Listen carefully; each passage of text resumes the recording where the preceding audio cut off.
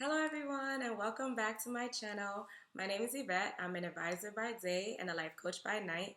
Today I'm going to share my experience as an online adjunct instructor.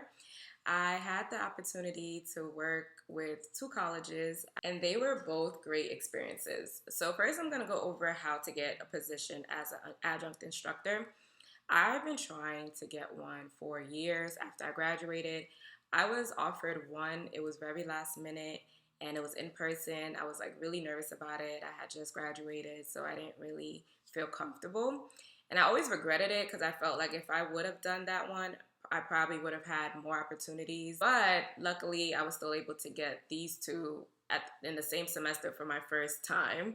And so the best way to go about it is to reach out to the departments directly. So the department head, send them an email saying that you're interested.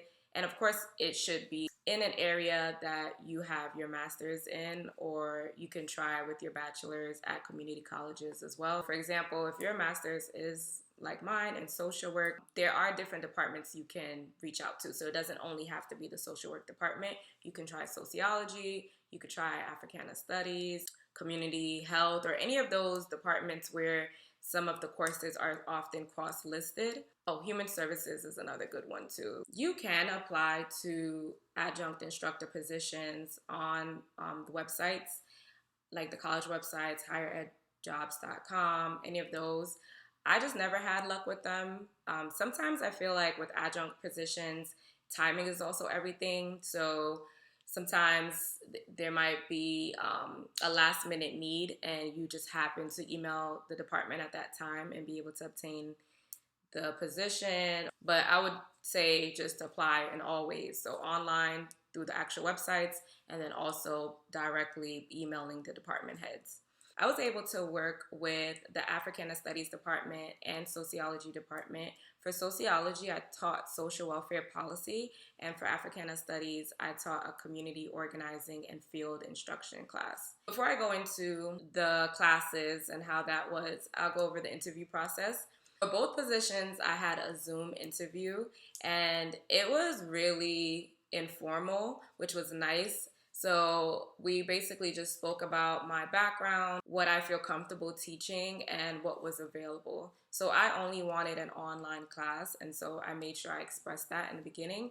And so basically, it kind of just was whatever was available for one department, and for the other department, they had a need for two classes. And when I looked at the schedule, I could only do one of them. So that's the one I picked. So that's how that happened. It wasn't really like a formal, like constant interview questions. It was just more so, what is your background and why are you qualified to teach this course?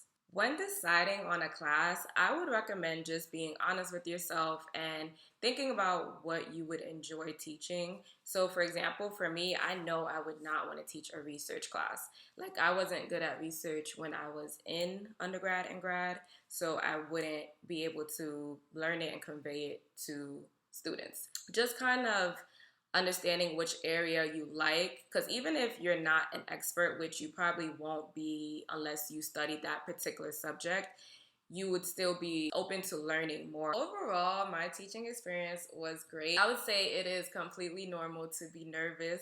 It's normal to be nervous before every class. It was two different type of classes. So one of the classes had like a few students, 10 or less, and then the other class had 20 or more. I got to see the different dynamics of like a smaller class versus a bigger class. The other advice I would give is to be as prepared as possible. Having your lesson plans already done in advance and then just facilitating it or teaching it is so much easier than doing your lesson plans as you go. So I would not recommend that at all. It was really, really stressful a lot of the times. If you know in advance, because sometimes you don't get the class until last minute, so you're kind of just stuck with having to do everything last minute. But if you know in advance the class you're teaching, the books you're going to have, I would say to make sure that you're doing everything in advance. I was given the syllabus for the two classes, and I was just able to like tweak and edit as I wish. And so for one of the classes, one of the books that I required ran out. I didn't really realize it until a student reached out to me saying like they couldn't find the book. So then I go and look, and then you really couldn't find it. I had to change the syllabus and make sure that I was able to accommodate that and have a new book Grading is a lot of work, especially if you have a bigger class. I think the key is to make sure that you have a rubric for every assignment. And that's just better for you and the students because then you know what you're going to be looking for. The students know what you're going to be looking for. If they don't include it, then that's points off. If they do include it, then they have all the points. So it's just really easy to just have a rubric.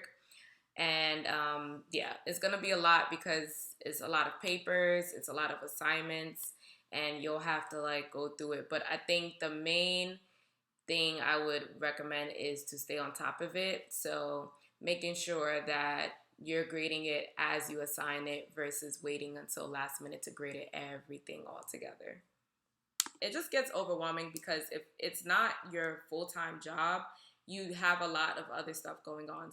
If you love learning and if you're the type of person that is always wanting to go back to school, you would love teaching because you're learning along with the students as you're teaching them as well. So there was a lot of stuff that I learned through teaching that I was really excited about. So I feel like it's the perfect position for someone who is like a forever learner. If you know how to break down topics in a digestible way, I feel like teaching is also for you. And also being creative, being able to find creative ways to relay the information.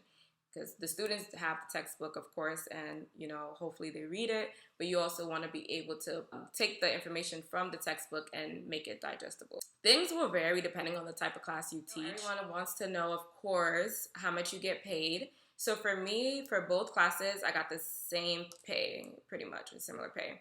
And it was 500 and something. And for me, I thought that was amazing because it wasn't like, again, my full-time job. It was a part-time or something I did on the side. And so having that extra income I thought was great. I would recommend maybe starting with one, seeing how you like it. And every class is different. The needs of the class with about 10 students was a lot different from the needs of the class with 20-something students. So it really just depends on the class and the content that you're teaching.